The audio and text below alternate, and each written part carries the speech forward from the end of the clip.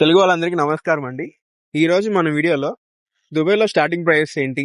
అసలు starting products classification and నాకొచ్చిన certain questions. అంటే ఇప్పుడు మనం దుబాయ్‌లో ఫ్లిప్పింగ్ చేస్తా ఉంటారు. ట్రేడింగ్ కూడా చేస్తా ఉంటారు. In terms of real estate. అది ఎంతవరకు ఫీజిబిలిటీ ఉంది? లెట్స్ సే నా దగ్గర ఒక 30,00,000, 50,00,000 ఉన్నది. దాంతో నేను ప్రాఫిట్ జనరేట్ చేసుకోవచ్చా?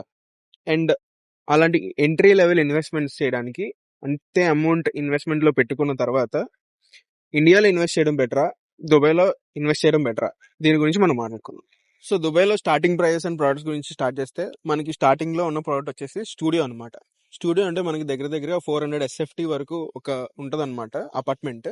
సో ఇది వచ్చేసి మనకి సిటీలో యంగ్ ఏరియాస్ అంటే ఇప్పుడిప్పుడే డెవలప్ అవుతున్న ఏరియాస్లో చూసుకుంటే మనకి దగ్గర స్టార్టింగ్ మనకి 500K దిరమ్స్ అంటే 5,00,000 దిరమ్లు అంటే ఐఎన్ఆర్లో మనం చూసుకుంటే దగ్గర 1.2 CR వరకు under construction units of plan లో అయితే మనకి దొరుకుతుంది అనమాట.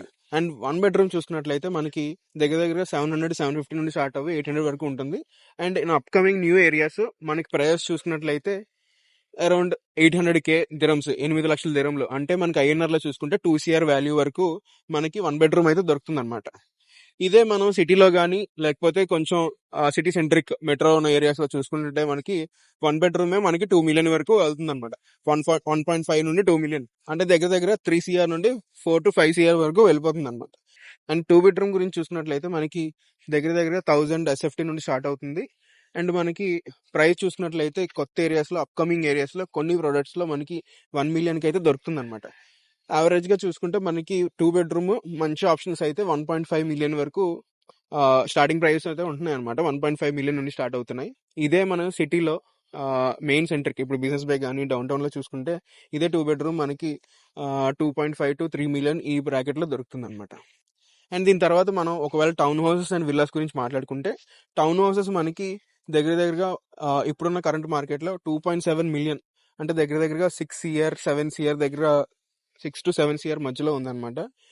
ఇది కొన్ని ప్రాజెక్ట్స్ లోనే ఉంటుంది. And developer to developer vary అవుతున్నప్పుడు, project theme to theme vary అవుతున్నప్పుడు దీంట్లో ప్రైస్ ఫ్లక్చుయేషన్స్ చాలా వరకు ఉంటాయి అనమాట. అండ్ విల్లాస్ కూడా సేమ్.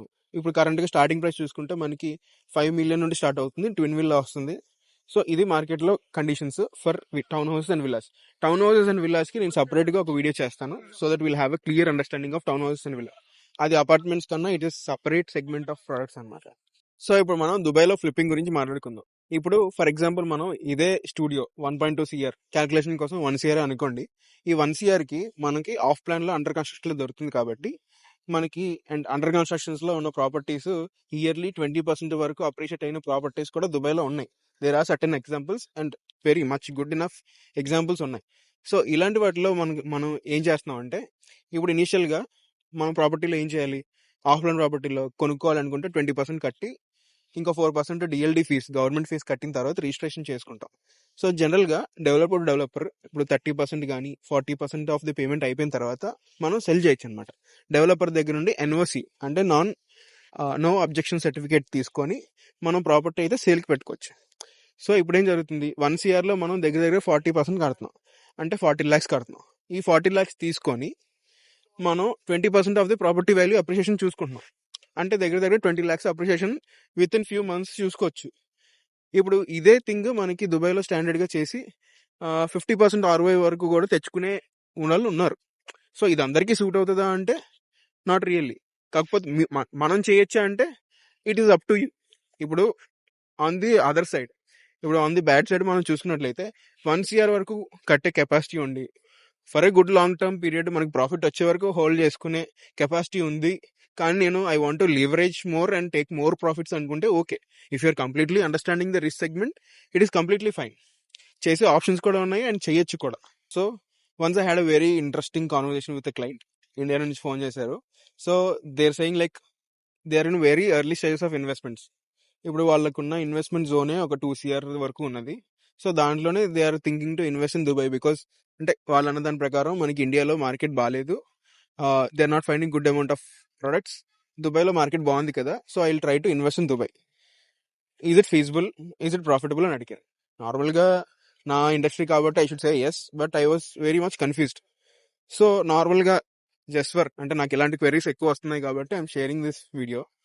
సో నార్మల్గా దుబాయ్ ఎందుకు ఇన్వెస్ట్ చేయాలి? Dubai is like a status symbol.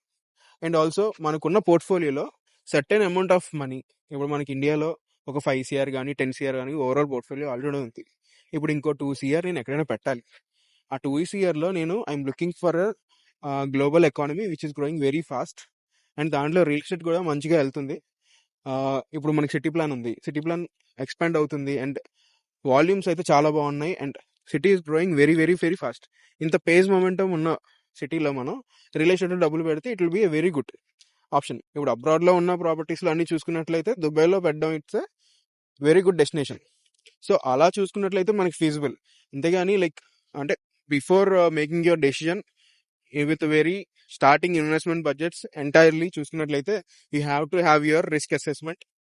ఇప్పుడు మనకి ఒకవేళ ప్రాపర్టీ వచ్చి మన దుబాయ్లోకి వచ్చిన తర్వాత ఒకవేళ మనకి లిక్విడిటీలో స్టక్ ఉన్నాం అనుకోండి, అఫ్కోర్స్ మనకి బ్రోకర్స్ ఉన్నారు, ఇక్కడ నెంబర్ ఆఫ్ బ్రోకర్స్ ఉన్నారు ప్రాపర్టీ మేనేజ్మెంట్ కి, ప్రాపర్టీ సెల్లింగ్ కి. It's a very easy task than in India. ఈ గవర్నమెంట్ స్టెప్స్ లో ఏదైతే ఉన్నదో అదంతా మనకి చాలా ఫీజిబుల్ గా జరుగుతూ ఉంటది. నేను దాని గురించి కూడా ముందు మీకు ఎలా చేయాలి ఏంటని చెప్పేసి నేను ఎక్స్ప్లెయిన్ చేస్తాను. Again certainly think about Dubai, ఎందుకు దుబాయ్లో ఇన్వెస్ట్ చేయాలి అనే దానికి. Again it's an unique place. మనకి amazing products within the centre of city. ఒక 5 సంవత్సరాల తర్వాత కానీ ఒక 10 సంవత్సరాలు కానీ చెప్పుకోవడానికి బాగుంటుంది. ఈ ప్లేస్లో నేను అప్పుడే వెళ్ళి కొనుక్కున్నాను. I had a very good long run. నాకు మంచి ప్రోడక్ట్ వచ్చింది, నాకు దాని మీద రెంటల్స్ బాగా వస్తున్నాయి అని చెప్పుకోవడానికి Dubai is a perfect place. So ఇలాంటిది. And still if you have doubts, మీ పోర్ట్ఫోలియో సైజ్ ఇంత, మీకు ఇంత కావాలి, ఇంత పెడదాం అనుకుంటున్నారు, మంచి ఆప్షన్స్ చెప్పండి అంటే I will always be there to help you. So ఇంకా ఇన్ఫర్మేషన్ గురించి తెలుసుకోవాలనుకుంటే please follow and subscribe this channel. Thank you.